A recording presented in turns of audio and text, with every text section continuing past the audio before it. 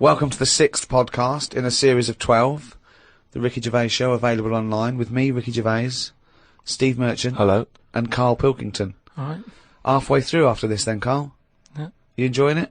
It's alright, isn't it? It's had a great response. We're the #1 podcast in the world. We've had thousands of emails and messages, and it's just great to know that people all around the world are listening, don't you think? Yeah. It's great, isn't it? I should just point out, Rick, that we've had a few emails, including one from Mark Pavlidis, that says that some of the people listening on the enhanced podcast, so, you know, these fancy people, super rich people who can afford that one, apparently sometimes if they try to pause the show halfway through, it sort of freezes, and they've got a problem restarting it. And he's saying that apparently you should just hold down menu and select, and that'll reboot it. So I don't know if you have had that problem. Hold on. Who's pausing this show halfway through? I don't understand it. I can't believe it. This is like a book that you can't put down. What have they got that is better to do with their time? What can be better than listening to Karl's drivel and his stupid theories? Unbelievable. We've got a little email straight away, Karl, from Nikki in Beverly Hills, California. She says, Karl, you rock. I hate it when Ricky and Steve ridicule you. I checked out your picture on rickygervais.com. Although your head is not normal, that's no reason to ridicule you. You look gimp, but I never judge a book by the cover. Cheers. That's all you've got to say. Well, it's only 'cause I've got no hair though, isn't it? That's why it gives that effect. No, it's perfectly round your head. It's perfectly spherical head. Your face is slightly too big for it. It almost goes over the sides. Perfectly round head. Pug little nose. Funny gimp eyes with no expression. Hangdog look. Like a little mouth, like a little lamprey, not formed, not human formed. The way your expression is like you've had a lobotomy. Your head goes weird at the back. It's got a little nod in it, like it's really strange, your face. And you're stupid. We've had a lot of emails saying that. I mean, I think he's just paraphrasing, but... talking of emails, you know, I can't remember which show it was, but you mentioned, Karl, that you'd only recently seen a Chinese homeless person. Oh, yeah. And it really surprised you because you'd never seen a Chinese homeless person. No. And I actually went along with that. I've still never seen a Chinese homeless person. Well, that's, other than obviously people contributing monkey news, the search for Chinese homeless people has been overwhelming on the email. People are just, people are actually going out looking for Chinese homeless people. Now, I can just tell you now that there's a few responses from Los Angeles, people saying there are quite a lot of Chinese homeless people over there because apparently there's a huge homeless community in Los Angeles. So definitely if you want to see them, Karl, that's the place to go. But we've had one from Vancouver, Canada, from a girl called Amy, and Amy herself is Chinese, and she says that she realised herself that she'd never really seen a Chinese homeless person. And although she says that apparently Vancouver has the first or second largest Chinese population in Canada, she'd never seen them, and she actually went for a walk around the Chinatown in her area looking for them, and she could not find any on that particular day. So again, Canada obviously not a place to go for a Chinese homeless. It was just a point though. I don't want people sort of... Well, hold on though. Wait, I'll stop you there. Hello, Ricky, Steve and Karl. I live in New York City and have seen a Chinese homeless person. Not only is he Chinese, but he is also a midget. He's been living on the streets for the last 30 years. He used to dress in rags, but thanks to a coat drive, he's now wearing a fancy Adidas jacket, right? Now he encloses a picture. He says he gave him $10 to take the picture, and I've seen it, and he's a little Chinese midget fella. I'm just getting a bit worried that people are going out there sort of looking for these. Because that's what you requested. No, but all I was saying is, I saw one. I didn't start saying, excuse me, can you just give us a smile, I'm taking your picture. Do you know we've had loads of pictures of people. I know, and it worries me a little bit. And I mean, it's not too bad about the one who took one of the little midget one, because if he kicked off, it'd be quite easy to sort of hold him back. But I'm talking about fully grown. So is that your warning to people? Don't be taking pictures of fully grown Chinese homeless. Well, yeah, I'm just saying, don't be messing about going up to strangers and that and annoying them and stuff, right? Maybe I think that's a good rule of thumb. Don't annoy them. But that is a hell of a sighting, isn't it? We asked for a Chinese homeless, and they gave us a Chinese midget homeless. Many of the listeners are aware, Karl, that you're sort of fascinated by smaller people. Well, he's fascinated by difference, I think. Yes. I don't think he's having a go at people. You're not when you sort of stare at someone because they don't look like you, and let's face it, most people don't look like you. You're not having a go, are you? Well, like I say, the first time I saw Steve, I was never having a go. It was just, oh, that's different. but you know, like you know, Steve, I was never having a go. It's just that thing of, oh, right, interesting. What do you mean? No, just you know, I've said before about when I saw Steve and what have you. Now I've got used to it, and Steve it's the got same. used to it. What do you? What I don't know. Well, you know my feeling with this. I don't really know where he's coming from. But Steve knows I'm not having a go either. Yeah. Karl used to carry around a book that was called the top 50 freaks of all time. Well, it's interesting you should mention that, because we actually had an email from Richie who says that he's been a fan of ours for many years, and he's listened to lots of the radio shows we've done in the past and things. And he says, of all the people you've discussed, Karl, in the past, including some of the people from your you know, odd magazines, who would you most like to spend the day with, of all those people that you've encountered? Favourite of all? Well, certainly who you would want to spend time with, who you feel would be the most fascinating, the most interesting. You know, I mean, let's just recap on Well, some of there's Pillow Man, the bloke with no arms, no legs that can roll a cigarette with his mouth. Yeah. No, not impressed with him. That's not sufficient. What about the three-legged juggler? So hang on, let's just recap for new listeners. This was a man with 3 legs? 3 legs, right? Right. And it said his job, he became a juggler. Okay. Not using the gift that he'd been given. What would you suggest? Anything. Running, swimmer, just, you know. Yeah. But yeah, what are the others? What are the other ones? There was a picture of a gentleman who was fascinated by him. He used to play the piano. Oh, he's got a tiny head, hasn't he? Yeah, that's that. That's the one who he sort of ages fast. Right. So like every other week he's having a birthday and stuff. And yeah, that was weird. He's not having a birthday every other week. His body's just aged, so it has the appearance. His biology is sort of like he's 70, but he's only like 15. They don't have a birthday every week. You idiot. But yeah, I don't know about knocking about with one a long time though. That's Only for a day? Yeah. Suppose it depends what I'm up to. Because if we're going out and about, the Pillow Man would just be a bit of a drag. Whereas if you're going for a walk across, the 3-legged guy, ideal. So yeah.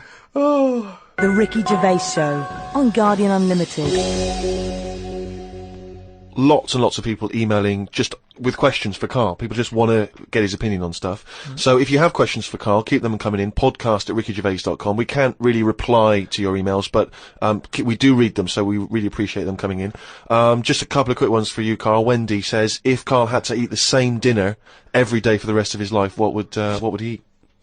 She mentioned this because she was having Christmas dinner and it was a big, she loves Christmas dinner. It's the trouble with Christmas dinner. I mean, the roast dinner is the king of dinners and the Christmas dinner is the king of roast dinners. Yes. But you can't have one every day. No, it's absurd. But it's brilliant. We have 3 meats in our house. It's unbelievable. The amount of meats is just amazing. It's just a plate of meat. It's just meat. With one Brussels sprout, one token Brussels sprout and the gravy. Oh. You see, it depends, doesn't it? I mainly eat just so I keep going. I'm not that bothered about, because I don't really taste it anyway. I just shove it down. You're like like a horse? But at what point did it become important that things were sort of, seasoned or garnished to go with it and stuff? At the end of the day, we're all eating, aren't we? So you can move about and that, and you've got energy. Well, we need to know what we're tasting, don't we? Because we need to have certain things. We need sugar, we need salt. So we need to know what they taste like to know we're getting them. No, but your body now we've got them. chefs, so leave that up to them to make sure we're I getting thought enough you were salt. talking about an evolutionary standpoint and how it evolved, not there was a little Do you chef think that's likely? No, but leave it for them to make sure, we're getting safe food. I mean, to be honest, it annoys me the way people worry about food now and how there's so much to choose from. I think it's got out of hand. I'll watch... Any form of choice really worries you, doesn't it? No, you it's don't just, like choice. No, choice is good, but not too much. It's like with anything now, if you go into a toffee shop, there's like loads of different... Where are you going to find a toffee so shop? You're in a fairy tale. Yeah. You're in a Dickens tale in the 19th century. You're in Shrek. And you go into a toffee shop. What's your point? You go into a toffee shop. What I'm saying, you go into a shop full of toffees. You just come from the candlestick maker. Right? you go Oh, you go in God. there and there's just too much choice. It's like what, and I can stand there up to like 4 minutes, sort of going Up to 4 minutes. So specific. 4 So minutes. he's in a toffee shop in a top hat. Well, he's only got 4 going- minutes. He's only got 4 minutes because he's got to get down to the pea green boat that he's sailing off in. Yeah. no, Good but morrow. well, forget the toffees. Can I then. have some of your finest Oxfordshire toffees? So you'd prefer it was just one selection of toffee? That's all they've got. Well, maybe 2. What I'm saying is, right, there's now too much choice. Whenever you get a menu in a restaurant, it's not like you don't just go, oh, right, what is there? Yeah, I'll have that. There's too much. It's like a book now, isn't it? And you look at it all. And then you've got to that point now that people are even taking a risk when they're eating. What do you mean? You know, in Japan or China or something, they're eating that fish that if it's not cooked right, it can kill you, right? Yeah. Not worth the risk when there's so many other fish. Yeah, I agree. Why Have are mackerel, have a bit of cod or whatever. Yeah, As soon as there's a risk, yeah. take it off. Take it off I the menu. agree. I totally agree. Not worth it. We've got a fish that might or might not kill you. Well, is there anything that definitely won't kill you? Yeah, but a chicken won't kill you. I'll play safe then. I'll have that. I love that. I love the chicken. That's what I'm saying. The Ricky Gervais Show on Guardian Unlimited. But anyway, we were talking about sayings and that. Stitching time saves 9. Don't. You know, I'm never going to use that. I don't think anyway. Okay. Suzanne. You're never doesn't- going to understand it fully, are you? Suzanne repairs me stuff anyway. It doesn't really matter. But what about the one? About the one in greenhouses and that? You think that's People a who good live in one? glass houses shouldn't throw stones. Yeah. What? Does that confuse you? You've never understood that one? No, that's a lot clearer, isn't it? It's sort of saying, don't be chucking stuff about if you're surrounded by glass and what have you.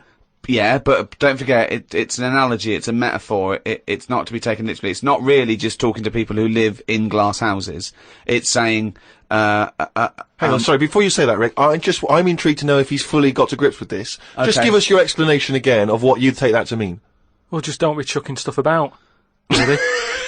so, well, if that was it, they just say that. No, but that saying's been around a lot longer than we think. That's when people probably did live in basic glass houses and stuff. No, whoa, what they mean now- Who has ever lived in a glass house? So cavemen went from rock to a nice crystal structure, did they?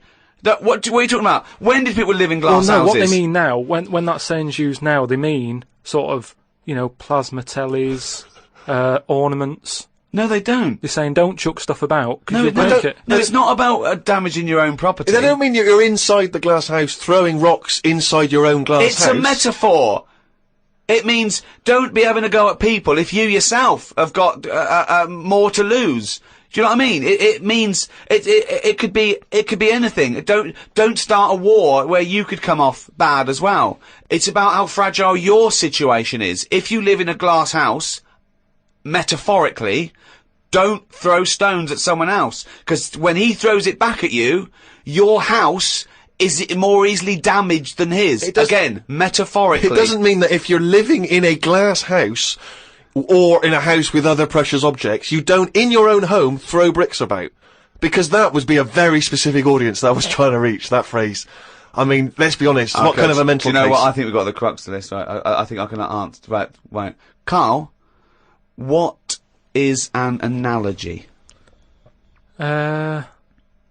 It's sort of like a little story told quickly. Isn't it? It's It a is, little isn't it? story told quickly. To what end? Well, it depends what the story is. Okay. Depends. Give me an analogy. Well, for me, I thought a one with the greenhouse. Yeah. Right? It's a greenhouse. Before it was just a glass house. Yeah. All right, then a glass house. Okay. Right. What I mean is that glass house is metaphorical. It's about the fragility of your situation as compared to your aggression or your... You see, I just prefer sort of, you know, what you say is what you mean. So people who live in a glass house have to answer the door. I don't know what that means. I don't know what that means. I mean, Because you may be a genius, because I don't get that. People who live in glass houses have to answer the door. Okay, let's hear his explanation. Because the people knocking at the door will be able to see you because it's a glass house. But what? But you literally mean it, don't you? There's no analogy there or metaphor for you. You literally mean if you live in a glass house and go someone onto the knocks the door. So there's no hidden meaning there, is there? Well, Couldn't normally, that also, you have to add a number of other things, other caveats. Surely, if you live in a glass house, don't walk around naked. yeah. If you live in a, These are literal. See, if you could actually make that into quite a nice saying there, because if that meant, if someone said that to me and they weren't a shaved chimp, right? If they said people who live in glass houses have to answer the door, I think that means, oh, yeah, it means that there are no secrets. You can't hide behind anything. If you're very open, if you've chosen to be totally open all the time, you can't go back on it. So people, if you wear everything on your sleeve, if you shout around and you tell the truth, and you can't go back on it. They can see through you. It can mean that as well, yeah. Oh, okay. oh, that's handy. But just the idea that in your head, there should be sayings for people who live in glass houses. Who is it that's living in a glass house? Well, I'm not talking about them. It's just that if everyone else is bringing up about these people who are living in glass houses, let's get to the real problems they've got. It still hasn't got to grips with the idea of the metaphor or the simile. People who live in glass houses should live near a glazier. Right. Well, here's another saying, right, that I learnt recently from a mate, right? Well, there's an elephant in the room. Okay, I haven't heard that one, but explain it to me. It's like when something's going on in a room, right, but no one's mentioning it because everyone's a bit too sort of. But in a way, it's better that it's out. It's like how whenever we go out for something to eat or a drink or something, it's normally after about 5 minutes the sort of topic gets onto the shape of my head. Yeah. Well, Right. I can't resist the shape of your head. Right, so you're happy It's not talking just about the it. shape, though, is it? It's the state of it as No, well. but what outside and in. But- I mean, it's a fascinating little objet d'art, his head. but what I'm it's perfectly round. It's got no hair where it should have. And it's hollow. The features are slightly too small for the face. Yeah, No. unbelievable. No, but what I'm saying is, it's interesting how, like, I'm the elephant in the room, right? Nobody's talking about it. You mention it once, suddenly it's the talk of the town. Is what I mean. Everybody starts joining in, going, well, yeah, it is round, but it does suit you. And these are people who I don't even know sometimes, and they're all dipping in. And that is an elephant in the room. So you don't want people to discuss the shape of your head or the lack of hair. You would feel better. You would feel happier that they didn't mention that. Sometimes I think it's better that it's out there. It's made me a stronger person, though. It's the same way, we were talking about religion and that. Samson Delilah, Yeah. he got weaker without hair. Whereas with me, I think it's made me stronger. Because, it's almost like it's treated like a disability. Everybody's sort of mentioning it and talking about it. What's it like having a bald head? And, you know what I mean? So it's made me stronger. But would you ever wear a wig? Not really. What I was a mean, long wig like Samson? well, the only time I wanted a wig was when I did jury duty once, wasn't it? And it was annoying that I was sat on the jury right in front of, like, these criminals, right? Everybody else has got disguises. The judges have them wigs on, right? That's not It is a disguises! that's a disguise. That's why judges wear them, right? So No! Well, then what if they print their name in the paper and have a picture of it? What do you mean it's a disguise? it's a disguise, isn't it? No! If it was a disguise, they'd go in with one of those glasses with a nose and the beard attached if it was a disguise. All judges would look like Groucho Marx if it was a disguise. Well, I'm just saying that's what annoyed me when I was sat there on the front row, right? I couldn't have been any closer to the criminals, right? I was sat there and I thought, why didn't I just pop a little wig on or a pair of glasses? I would have loved to have seen you in the front row at Crown Court. No, I'd because love to see it because in this country you're not allowed to show pictures of jurors. You can't take photos in a courtroom, so there's always these sketch artists that draw drawings, and it's on the news. The idea that we'd have seen 11 people and a sort of Krusty the Clown figure would have been amazing. Yeah, I would love to see the artist do an interview, because it would be like complicated people. Oh, hey, he looks characterful, and then just a little round head. Charlie Brown. Charlie Brown sitting on the end.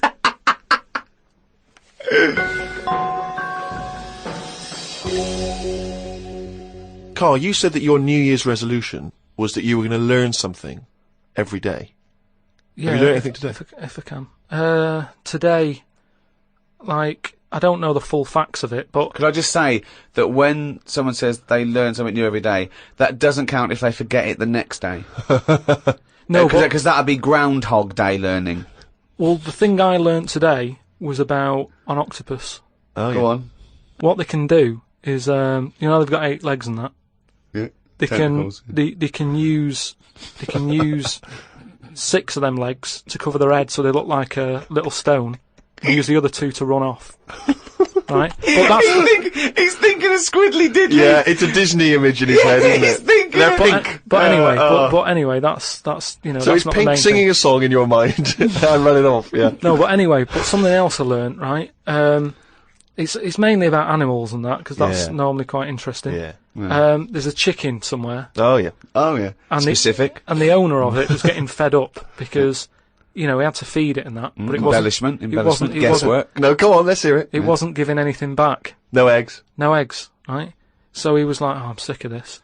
Anyway, someone told him, pop a little axe next to its little house, right? So when it comes out in the morning thinking, "Oh, I'll have another lazy day doing nothing," right? He saw this axe, and suddenly it was like, "Oh, right." I'm for the chocolate thought, yeah. It laid about 6 eggs. It's rubbish. Through Squeeze them worry. out. It's super rubbish. quick. The chicken wouldn't recognise an axe as a threat. It wouldn't be able to reason that, I better start working, or I'll be meat. I better start. It's absolute rubbish. Once again, it's this ridiculous thing you got that one personifying animals to reasoning powers better than yours. I mean, I think, you know, you make chickens and monkeys cleverer than you in your stories, which is weird, okay? It didn't happen and wouldn't work. Next! What else haven't you learnt today? No, well, as always, things like that always get me thinking. What right? else haven't you learnt today? Oh, hang on, Carl? he's got his mind's working now. This Go apparently on. has got his Yeah, mind so that's working. rubbish. Well, do you think then that it's worth looking after animals then if there isn't any memory? If they don't know what's happening anyway, you're always going on about don't be cruel to things. Yeah, why would you be cruel?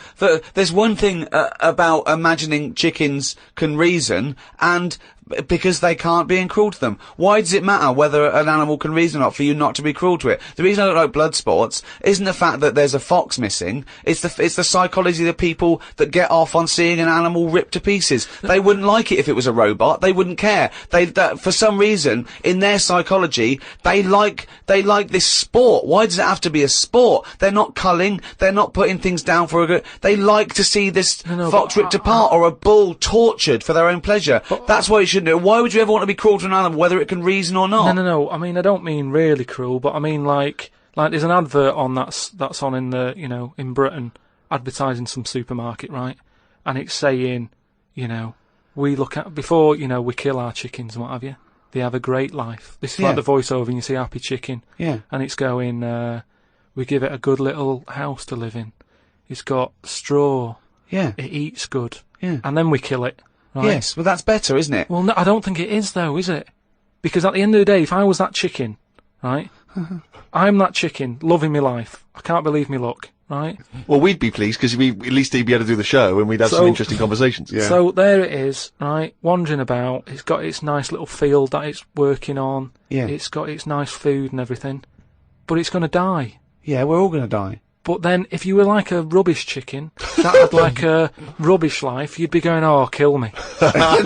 Carl, they're not thinking what's going to happen tomorrow. They don't know that they're going to get for the chop, are they? A chicken's not going, I'm fed up with this. I can't wait for that axe to be used on my neck. Yeah. Well, that's another now you've mentioned the cutting off of an head, right? Yeah. On the chicken.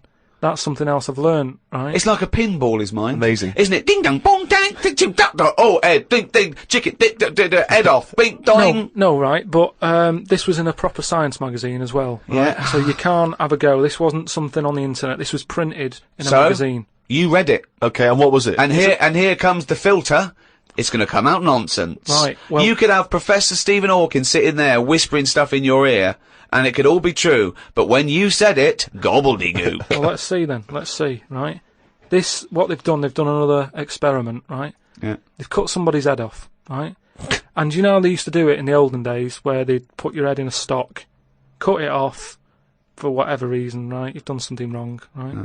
And the question that everybody used to talk about in the village was, you know, oh, I made eye contact with it, right? And it was a bit worrying because he was looking at me and he looked fed up and that. No, it's dead. So they've put a bit of work into this, and they've done it again somewhere, right? And they've worked out that once when the head comes off the body, it stays alive and that No. for 30 seconds. Well, no, they don't know that. They can never know that. No, they did it. They did this No. experiment. What's alive? The What's head. alive? But there's loads of issues here. One, no one's experimenting with human beings cutting their head off, Karl. Well, two, no. So you read this in what? Executioner's Monthly? This is in No, a two, proper- Karl, it's what your definition of alive is. Because you can be alive and have no conscience. No, but this is where it gets weird, right? Yeah, I haven't told you that. this is where it gets weird. You talking about it. So the head's off, right? Yeah. And what they did was they chucked a load of questions at it. All sanctioned by the government. Yeah, this is all fine. So the head lands perfectly on the neck and goes, what do you want to know? And it said, So they're asking questions, and it's going, do you know what? To be quite honest, I don't answer your question. I'm a little bit annoyed about the execution still. well, that was the interesting thing. They said it's about... No, it's not. It didn't happen, Karl. me hear it. Oh, don't talk Let me shit. hear it. What are you talking about? Who these people round in white coats going, quick, ask it a question. It's bleeding. Right, so they said for about 25 to 30 seconds, the last 5 seconds it is sort of like, can't be bothered answering them. Right, but prior to that, Apart from that, they were chucking stuff. I don't think it spoke. I don't think it was like, 2 and 2 is 4 and stuff. It was more, it was to do with blinking. So blink once if you say Oh, yes, yeah. blink twice. So I told it, said, listen, when you die, you're probably not going to be able to talk because your jaw's going to be on the ground. You're not going to be able to open your mouth. If you do, you'll fall over backwards and hit your head. Now listen, blink 1 for yes and 2 for no. Yeah, right, yeah, not too bad. Yeah, the act's nice and sharp. Yeah, Promise? you're Do you talking promise? shit again. You promise to do it? Yes. All Yeah, right. well, yeah. The thing is, they wouldn't be able to do it with you, because if they cut your head off, it would just roll. It would roll away, because it's perfectly spherical. They would go, oh no, there's Plus, no... Oh. it takes about 20 seconds whenever you ask Karl anything for the question to process and for him to start to formulate an answer. Anyway, if people listening and that, if they learn anything, that's amazing. Yeah. Just send it in, because Because it'll come out gobbledygook when Karl tries to translate it. Interesting facts is what we're after then. Plus, also, if you've got any questions for Karl, if you just want to see how his mind works, then you can get in touch with us. Or whether his mind works. Indeed, we've Any some proven doctors, that. psychologists out there. podcast@rickygervais.com. That's how to get in touch.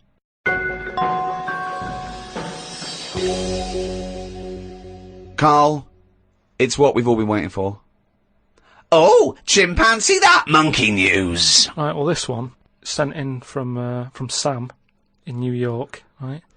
And it's about a fire that happened, right? In a really, do you know, like in New York, they have loads of big buildings, don't they? Mm-hmm. Right, really, really tall ones and Skyscrapers, stuff. Yeah. And there was a fire in one of them, right? So they did as expected. They called up, fire brigade and that. They turned up, right? Fire engine parked up. It's like, right, where's the fire? And they said, oh, it's on like floor 100 or whatever. And they said, oh no, we've brought the fire engine with the short ladders. Stupid mistake, but go on. Right. So anyway, so the fire's going and that, and they're saying, is there anyone in there? They go, I don't know, there might be someone up there, but the telecom's not working and stuff. Who do you think might be up there, Rick? I don't know. But Just a woman, I imagine. Just a woman or a child. Is there a fireman that could climb up a building at all without a ladder? That seems unlikely, but go on. Go on. So anyway, so they said, well, how are we going to get up there? Yeah. Yeah. We can't. But they've only brought the short ladders. No, we can't. Let's go home. Yeah. Okay, that was monkey news. So they said, well, there's a lot of like grippage. Because they made up words. The fireman, the NYPD fireman. There's a lot of grippage On the side of the building and stuff. So anyway, they said, why don't we just go and get a monkey, right? So they got a monkey. Whoa, that's a bit of a jump. Is They that just- policy now in the New York Fire Department? Well, you've got to think quick, haven't you? At the end of the day, if people are up there, you don't start querying if it works or not. You try everything that you can to help someone out, right? That's the first thing I thought of. Was it a monkey? So it was quicker for them to go and get a monkey than to go back and get the long ladders. Why don't they get Okay, fair enough. Why don't they get Spider-Man? Yeah, cool Spider-Man. Yeah, cool Spider-Man. So anyway, so they got a monkey down there, and they said, right, Where'd they get it from? We don't know, from the local zoo or something. Oh, like yeah, that. yeah. So they said, look, let's, we've got to remember there could be someone up there, Right. and it'll shock them a bit if a monkey comes in, right? Yeah. So they said, Yeah, I don't think they'd care. Get it If their building's on fire, they're not going to go, oh, it's weird, there's a monkey at the window. They'd be screaming, save me! Oh, there's a monkey. Oh, so where are you anyway, from then? So they said, right, we'll just get it a little small uniform and that, the smallest you've got. But, whoa, hold on though. Actually, where are you going to get that? I'm going back to the station. We'll get the long ladders while you're there. No time. No time. No, I bought the small uniform. I just didn't bring the long Yeah. ladders. You're an idiot. So anyway, it goes up there. It's got all the kit on and what. It's Yeah. got its little Arda on and all that. It grabs. There was like a little person up there. Manages to grab that. Not give it a a little. Who was up there then? It was just Someone that was just the right size for a monkey to be able to rescue, which is handy. Because if it'd been anyone else, like a larger person or a family, we'd all be screwed. No, I don't know about the size of it, but it's just the story saying how like it was quite a big monkey, and that it was good at breaking down doors. Oh, yeah. It was good at climbing into small spaces and Oh, stuff yeah. like that. Anyway, it But managed so to. it's big enough to carry a fully grown man, but small enough to climb through a cat flap. Yeah, Sure. So Which is handy. So anyway, it managed to Did get it have the the boots person. on as well? It got the person and everything, and now it says it's sort of it's on call if they ever need it again. So. Sure, and if they ever get anywhere again and they've forgotten the long ladders, but there's plenty of grippage, they just call for Coco. So that's this week's monkey news. Bollocks. The Ricky Gervais Show on Guardian Unlimited. Well, I hope you enjoyed our podcast there. Another half hour of absolute drivel. I've been Ricky Gervais. With me, Steve Merchant. See you next time. And Karl Pilkington. Alright. And we'd all like to thank those brilliant guys at Positive Internet for hosting this podcast brilliantly. Positive Internet hosting the world's #1 podcast. Here's DJ Reach Around. It is hard eating a knob. So what are you saying? You could... I'm saying like I could eat a knob at night. I could eat a knob at night. I could eat a knob at night. I could eat a knob at night. I could eat a knob at night. I could eat a knob at night. I could eat a knob at night. I could eat a knob at night. I could eat a knob at night. I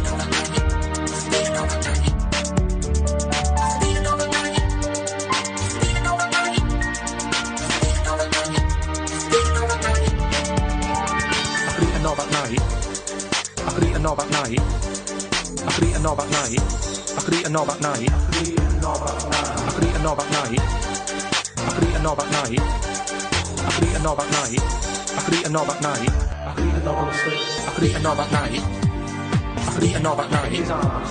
I could eat a knob at night. I could eat a knob at night. I could eat a knob at night.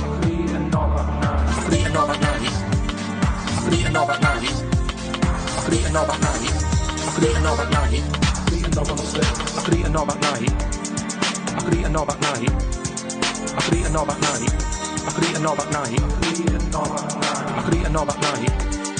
I could eat a knob at night. I could eat a knob on the slip. I could eat a knob at night. I could eat a knob at night. I could eat a knob at night. It is hard eating a knob.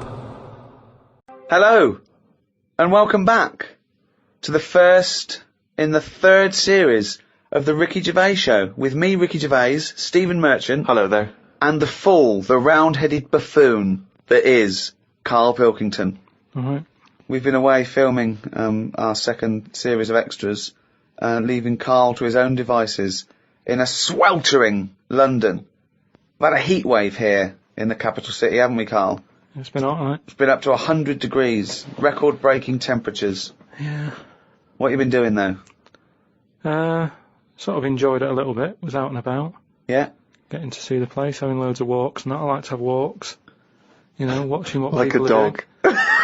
Yeah! When he jumps off the couch and starts Exactly. scratching against the door. Suzanne thinks it's time. It's just good thinking time though, isn't it? As well having a walk. You've got no other clutter going on around you. And you just think about a lot of stuff. And you know, like say with the weather being hot and stuff, a lot of insects knocking about. Right. So I've just been watching them. So while we've been filming a TV show, you've been watching insects. Yeah, just seeing, because everybody knows insects are out there, but no one's keeping an eye on them. What are they up to? What are you worried about? Loads of Steve, you wouldn't be laughing like that if you'd watch them, because they do some weird stuff and that, is what I mean. What sort of stuff? Any examples? I saw a bee have a heart attack. You saw a bee have a heart attack. Yeah. How were you sure it was a heart attack? Because what happened, I'd been Did it clutch its chest with all 6 legs? No, I'd Were there sort some other little bee paramedics? No, I'd just been out in the park anyway, just looking at, caterpillars knocking about. butterflies and stuff. So I was sort of So aware. when Suzanne goes to work, she goes, Karl, don't you waste the day. Just because you don't work at the radio station anymore, I want you to do some constructive stuff. And you go, yeah, I am, yeah. And so in your head suddenly goes, and he goes out, oh, there's a moth. But the thing is, so I'd been in the park and I was aware of the insects that are around us more than like most of the time. And I come out of the park, just crossing like sort of a busy road and what have you, and I saw this bee to the right of me, sort of in the air, and it was a big one, and I was a bit like, oh, let's watch that. And it just fell. It fell from the air in front of me, and it was on the pavement. And I thought, oh, what's going on here? And I looked at it for a bit, and it was really still. Gave it a little kick, just to see if there was any movement. Nothing. Stone sort of, what's the saying? Stone cold dead. Yeah! Stone cold bee dead. So, yeah. that I like was, the fact that this bee suddenly saw Karl and had a heart attack. Yeah. It'd never seen anything that round before. Yeah. It just thought, it had approached him because he thought it was a sunflower. My God, it's a giant walking orange. Every dream has come true. no, but it just summed up life for me. I thought that's like us, isn't it, at the end of the day? They have heart attacks, stress. You put it down to stress, do you? Well, it's in London, isn't it? You know, everything has stresses from living here. And they are bald, aren't they? They've got fur all over, but they lose the... And always overweight. It was a fat, bald bee. Oh. So what did you... It fell to the floor and you instantly... You just kicked it. You didn't attempt No, to I waited revive a second and just looked at it to see if there was any, leg movement or wing. And there was nothing. And then when I sort of kicked it, it was sort of hard. It had hardened already. It was just... Rigor mortis had set in. Did it put you in a bad mood for the day? Because I know things like that can just send you over the edge for the day. Death and that does a bit. Suzanne doesn't like me talking about death. What riveting conversations do you come up with?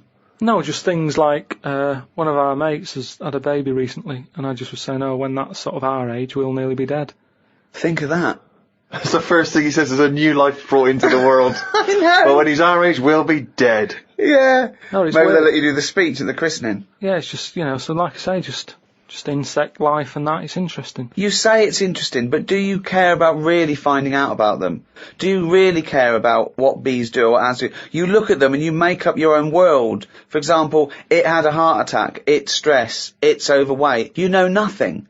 I could probably, why don't you look something up? Honeybees are fascinating. Honeybees, they've been around making honey for 100 million years. That's incredible. Their wings beat over 11,000 times a minute. And he's thinking, no wonder it had a heart attack. Yeah, exactly. But they're, in fact, do you know, bees, like ants, are actually like specialised wasps. They're sort of developed from the same Family. Family, like. Well, yeah. It doesn't surprise me. Doesn't surprise you, though. Does it interest you in any way?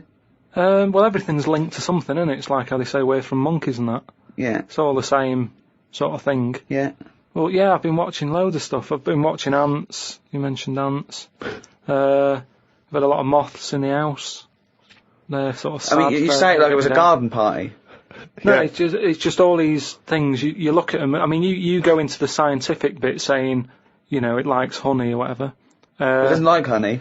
The reason they store honey is to get them through the winter when there's not, like, nectar, or nectar's hard to get and they store it. And they store too much, which is why we can skim a little bit off the top. We're like agents. Yeah, well, but all I'm saying is I look at more about what its life is like as opposed Well, no, you to... don't. You don't. You guess. You make it up. You don't look into it at all. No, but you can. A bit of guesswork is you're pretty close to the truth most of the time. Why? What do you mean? Well, that statement sums you up. A bit of guesswork is pretty close to the truth. Because if you watch something long enough, is what I'm saying, you can see that it's a bit clueless. It's the same way about ants, or they're hard workers and all that. I watch one; it's going back and forth all the time. They go one way and then they stop and go the other way. They try to look busy in front of the mates, but if you watch one long enough, it's back and forwards, and it's like it's done nothing there. I'm going to carry this twig back and forth until I can knock off at 4. There's a lot of that going on. Is there? Because there's not. There's none of that going on. There is. No, like I say, the moth, depressing little sort of thing. Why is it depressing? Just the way it hasn't got eyes, has it? You just look at it, it doesn't know what's going on. I just don't. I think if you haven't got eyes, you shouldn't have wings.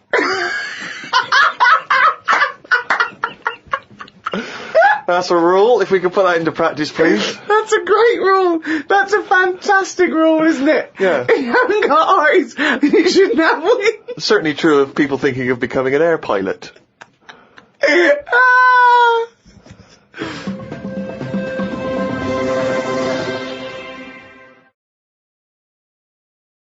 You know, whilst you've been working and that, I've been travelling about a bit, just seeing the country and that. Went to Dorset, right? Nice beach there. And you know those huts you get, like a hut on the beach, and where you get changed? You can get changed in it, but they're better than that. It's like you can put a telly in it, sofa if you want. Oh, you don't mean the Victorian changing Yeah, huts, yeah, you those mean sort like... of things. It's sort of bigger than that. Yeah. And we were walking down there, and there was a really sort of big fat family in one of them. There was about 4 of them, and you could tell that they've never had a game of anything. Do you know what I mean? They just sit down there, eating ice creams, looking at the sea and what have you. And the weird thing is, the little fat kid, the youngest one, who must have been, I don't know, about 8, he was really fat to the point of you couldn't see his neck. Yeah. And he sat at the front of his mum and dad and his older sister. He sat there. And he had a frisbee, and I thought, look, they don't want to play with him. I mean, that's an active game to play, isn't it? Yeah. Frisbee. As we got closer, he was just using it to eat Maltesers out of. I just thought, even again, you know, the one active thing he's got, he's using it to eat out of. Yeah. Extraordinary. And that just sums up what people are like now when it comes to keeping fit and activities. Oh, that's fantastic. Were you sporty, Rick? I was, yeah. I loved it. I absolutely loved it. Were you good at it? I was good at some things. Was never good at rugby. Never good at cricket. Was alright at football. But those things were the more competitive things that were scary. So at my school, when you're surrounded by, like, people who the fun is hurting someone. Well, it's weird you say it, because I remember the first day I went to play cricket, my mum said, as I was leaving, I was really excited about playing cricket, she went, be careful, I was walking across a playing field once, a cricket ball hit me on the head, I was unconscious for 2 hours. Freaked me out. On the way to play cricket, I thought, okay, always scared of the ball, because it's obviously, as you say, rock solid. I remember a couple of seasons later, I had to play rugby for the first time. As I was leaving the house, she went, be careful with rugby. I knew a kid once broke his back playing it. I was terrified of rugby. I was terrified of rugby. Such a scary game. The ball came to me, I got rid of it immediately. It's mental. Yeah. I don't understand. What I remember is, I remember a teacher saying you've got to play it very carefully because you can get seriously injured, you can hurt yourself, you can be crippled for life. I remember thinking, why are we allowed to still play this game at school? I was worried about cracking heads. Yeah. And a finger in the eye. How is it not bad? That worried me all the time, a finger in the eye. But they removed the asbestos from schools in the 60s and 70s. Yeah. But rugby, it's allowed to play. It's mental. Yeah. See, I had a mate called Mark who liked playing cricket, right? And when I used to say to my mum, oh, I want to go out with Mark and his dad to play cricket, and she never used to let me go. She'd go, I prefer, you didn't. And I used to always think that, it's because it's a dangerous sport. You can get hit on the head by the ball and it's hard. Put an eye out or whatever. But it was because his dad used to drive us to the place to play cricket, and he had, his eyelids were too big. So, he used to have to sort of have his head right back.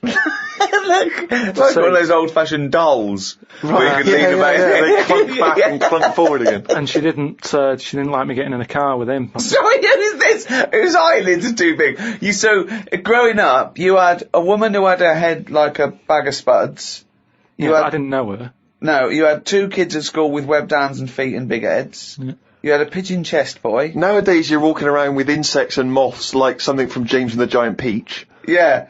And you had a bloke whose eyelids were too big. One thing I've noticed, because I occasionally go to the gym, and those guys who work out constantly to give themselves extraordinary physiques, just they're on the trip, they're on the weights, and they're really, I've noticed in the summer particularly, those guys cannot wait to get their shirts off. Yeah. Everywhere you see, they're walking around, if they've got a good torso, they are walking shirts off. Even, I think, if you go to nightclubs, I notice there's always one guy who's thinking, well, I have put so much work into this body, I have got to get my shirt off on the dance floor. A vest, yeah. It comes straight off. A brand new tattoo. I'm not covering that up. Exactly. I've paid a lot for it. Let's see it. Yeah. But that's what we were saying about bodies. I can't remember why we were talking about it. We've got to a point in science now that you can change your head. Right? No, well, that doesn't make any sense at all. It was a program on. It was done in the 50s or 60s where they stuck a monkey's brain on a stick and had it wired up and it still worked, right? Right, okay. And that was in like the 60s or Right, whatever. okay. Well, So- to say to change a head makes no sense at all. Because if you put a different head on a different body, you're changing the body. Yeah, I know. Well, that's what I'm about to say to you, though.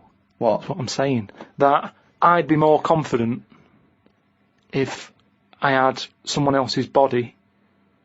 Because if anyone dissed it, I can go, no, it's bad, innit? But it's What not are you mine. talking about? Well, it's like, say, As opposed to someone else's head? yeah. Well, Well, it you'd wouldn't be rather- me, would it? The head is me. Well, of course it is. That's what I mean. yeah, So the what do you head's mean? me. You'd be happier having someone else's body? What, than your own? What I mean is, say if you're wandering about, for some reason, there's an incident. You have to take your top off and that, and everyone's looking at you, right? And you're a bit sort of, you haven't got the muscles and that, you haven't got the six-pack, Right. which isn't that nice anyway. I don't know why that's become a nice thing, really, seeing the insides of you. You might as well. I mean, I know I came up with the see-through skin idea, but it's a bit weird, isn't it? You can see stuff. No, it's the muscle in front of the... No, it's not. Sometimes is. you can It's see not the- like, It's not the tubes. outline of your No, you organs. can't see tubes. You can see tubes and veins and stuff. Well, you can see veins. Yeah, well, I don't want to see that. That's why we've got skin over it. Is Well, what stop I mean. looking at naked men then. Why- No, you but keep- sometimes you can't help it because it's been hot, and like you say, there's people walking about with vests on and that.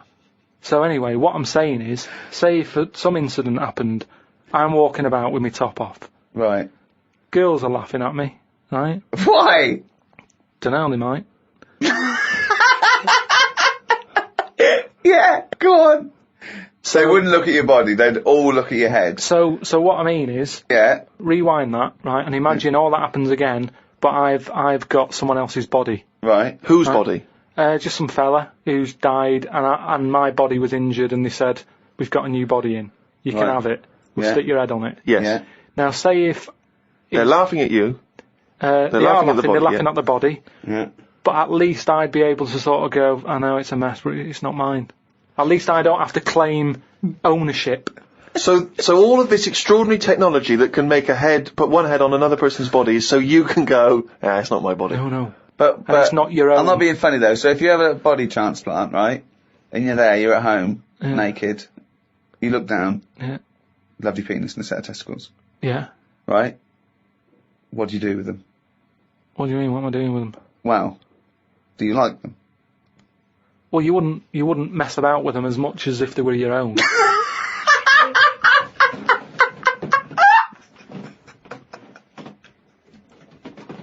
But if you did mess about with them, would you feel guilty that you were messing about with another man's testicles and penis? And it's the full body. Yeah. No, because they're not my hands either.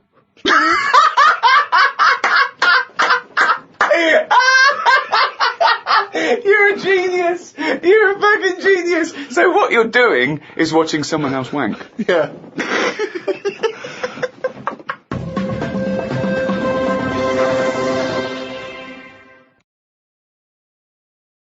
Well, one thing Karl has been doing over the past few months is writing his diary. He's kept that up. I don't know what he's had to write about. All he's been doing is looking at moths and ants and bees and going for walks. But I'm sure it's all in the diary. So, let's have a look at that. Oh, I don't believe it. He's only going to write it down there. We went to the park and had a brew. Suzanne read the paper while I played with a ladybird. I mean, it's like a child, isn't it? It's like what a child would do. Suzanne read the paper while I played with the ladybird. His only friend is a beetle. It climbed up my arm. It struggled on me hairs. This is in detail then. Yeah. It kept stopping every now and then and was rubbing its head with its right arm. It did it about 4 times and always used its right arm. It rested for about 5 minutes, then flew off. Sunday. Had a bit of a to-do with Suzanne because she wanted a lion today. I ate this. Once you're awake, you should get up. I got up and put the radio on really loud. She eventually got up. I told her insects don't have lions, so we shouldn't. Why are you obsessed I with mean, insects? you must be fucking unbearable to live with. You must be a nightmare. No, I've just started, because I've watched insects a lot, I don't want to keep going on about them, because we're a bit insect heavy. But, at the end of the day, if we copied insects, we wouldn't go far wrong. I don't know what you mean, though. 1 minute you're saying they're great, then the next minute you'll slag them off. Yeah, I'll slag some of them off if I don't know what they're doing, but because I've studied them a bit longer, I just think they do it You haven't right. studied them, though. He thinks he's like Darwin. But you just slagged them off again. Don't you think that insects are doing stuff then? No, it Yeah, goes there, ants. then it goes back again. The ant was messing about, but only that one. The others were carrying stuff. That's what I'm saying. There's snidey ones in everything. In everything in the world, you get a hierarchy. Oh, long words! Ooh. The bookshelf was dusty, so Suzanne asked me to dust it if I get a minute. I ended up looking at every book. Just the spine. Yeah. Just for a few seconds each. Yeah. Didn't open them. I looked in the dictionary to see if the word dictionary would be in the dictionary. I didn't think they would bother with it being on the front page, but it was in the book as well. It's a good point, though, isn't it? No, it's not a good point, because you didn't tell us anything. Dictionary is in the dictionary. Well, of course it is. Well, why? If you go, how do you spell dictionary, you look at the spine and you go, oh, there it is, D-I-C-C, and all that. So what does dictionary mean? It's a book full of words, isn't it? That's what it means. All books are full of words, you idiot. How to spell them. And if you don't know No, what it's it not is... how to spell them. Alright then, well... I'll just look up something. No. It's not a book full of words to tell us what... No. It's the meaning. Give us It's the definition of definitive dictionary. meaning. It's a book full of words if you want to know what the meanings are. But if you didn't know Well, that... sorry, what was that sentence? Yeah, but what I'm saying is, if you didn't know that, then you wouldn't be looking in it, because you wouldn't know the book is about that. So, if you don't know the word dictionary and what it means, you wouldn't be looking at the dictionary, you'd be looking at an A to Z. Because you go, Why oh, leave there's it out, letters. though? Just because there's so many words in the world, I would have thought they wanted to cram as much as they can on a page, and if dictionary is already on the front... Is that why you suddenly used the word hierarchy for the first time ever? Did you find that in there? Did you see hierarchy in the dictionary? I feel I don't know where that that big was. word has pushed out about 26 other more useful ones. Yeah. No, well, Suzanne's been going on about me learning another language.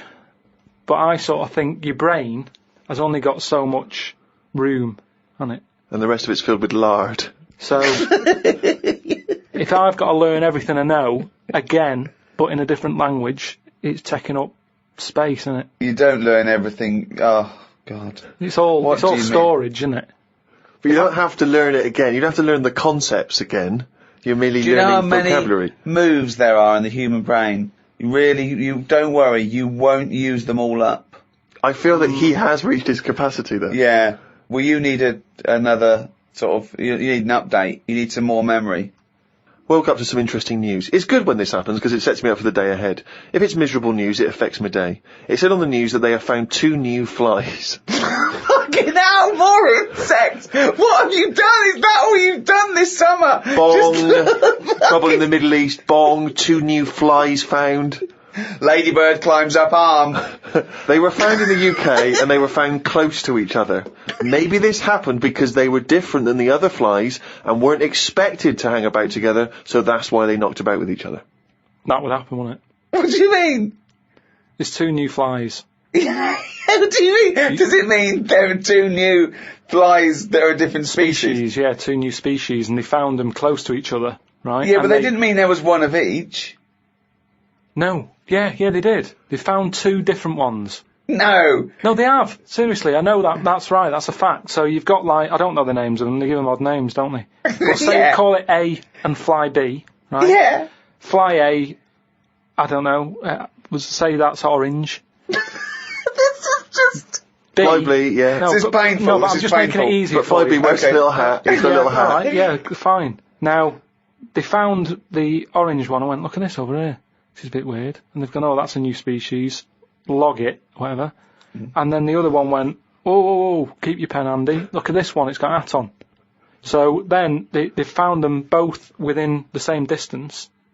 I don't know what that sentence means. Keep going. They No, let found him them try and both. finish. They found them both within the same distance. But without interrupting him, let him finish this point. Let me just make one thing clear. Karl Pilkington just said they found them both within the same distance. Think of that! Don't know what it means, but go on, let him finish this point. So what I mean is, they weren't knocking about with other normal houseflies, because they were probably sort of going, oh, he's a bit weird. leave it. Yet, because the other one was also odd, they're hanging about with each other. Don't you understand that? Why is that such an odd concept? Because you think of it as like two little new kids in school. Yeah. They find out they're both new and they've got something in common. They're both goths, so they start hanging out together. Yeah. And this was on the news, was it? Yeah, just on the radio, yeah. I know if I looked into that story, it would be 90% wrong. Bit tired today, because didn't get to sleep as early as I wanted due to a moth getting in the bedroom. Fuck me! I got it in a glass and looked at it for a bit and then let it go because Suzanne wanted to go to sleep. Looked up some interesting news. Some people dug up an old body in Ireland. Turns out it's well old and was here when dinosaurs were here. The really weird bit is it had hair gel in its hair. Right, what is it? Fella. Well, no, it wasn't around when dinosaurs were here then. Just a bit after. Right, fine. A lot after, yeah, go on. I think any hominid, anything that could even be linked to anything that may become man, is only about 1 million years old, and I think Homo sapien is probably only about 150,000 years old. Dinosaurs are about 150 million to 250 million. Yeah, no, it's not the age bit, that's amazing. It's the fact of, there's a fella, won't have even had shoes on his feet, Right. and yet he was worried about his hairstyle. Right, well that's definitely not true either. This is unbelievable. Well, there was a man on the radio doing poetry, says Karl in his diary. I thought I'd have a go at doing a poem about today. Not really. Steve, I'm a little bit queasy. He hasn't really written a poem. He's written a small poem. No, he hasn't really. Yes. If moths had eyes... Fuck me! Let me read the poem, okay? Oh, fuck. You wouldn't interrupt T.S. Eliot. Okay. Oh, okay. If moths had eyes, would they be happier? How do they know they're not dead? Cavemen hunting for food, but not before they style the hair on their head. What would last longer in dinosaur times? A blind man didn't stand a chance. Not with all them rocks about. I'd rather be a blind moth.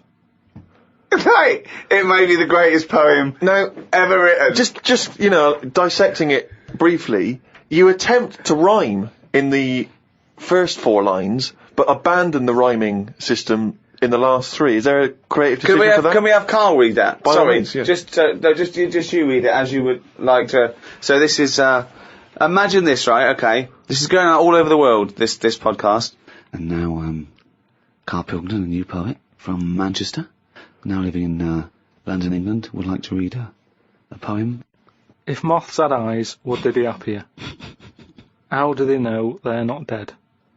Cavemen hunting for food, but not before they style the hair on their head. What would last longer in dinosaur times? A blind man didn't stand a chance. Not with all them rocks about. I'd rather be a blind moth. He said it as though the last bit was going to rhyme. He said it like it was going to rhyme. Oh God! No, it's amazing. I think he feels as though the final line, I'd rather be a blind moth, is going to be one of those great, a summation that somehow the moth is a metaphor, the caveman. No, but there's all no I'm doing- metaphor in that. He really does mean he'd rather be a blind moth. Yeah, well, I'm just because I've looked at the day's news. Can we always do that, Karl? Can we always find a day, right, and always sum it up in your thoughts, a poem? Just like that. I love that structure. I love that structure. If there's any English students or professors or novelists or poets listening, please email us what they thought of that poem, why it's good, why it's bad. So, give us your thoughts on that. I mean, we would love expert opinion, poets, English professors. Just email us at podcast@rickygervais.com. Now, Karl, apart from being a poet, you are an author now. You've written a book. Which surprised me and Steve, because as Steve said, we thought you'd read a book before you actually wrote one, but you've proved us wrong, and all your teachers wrong, and everyone in the world who thinks you're an idiot. It is actually a very good book. I mean, a lot of it is transcripts from, you know, the podcasts, but you've answered some of your critics, haven't you? And you've tried to prove some of your theories. It's everything about Karl. It is like All the drawings. all the drawings. There's new stories, isn't there? There's so much effort. I can't believe it. He's been working on it for months, and it's out on the 18th of September. But you can order it now, can't you, on Amazon.com and Amazon.co.uk. What's that book called? It's called The World of Karl Pilkington.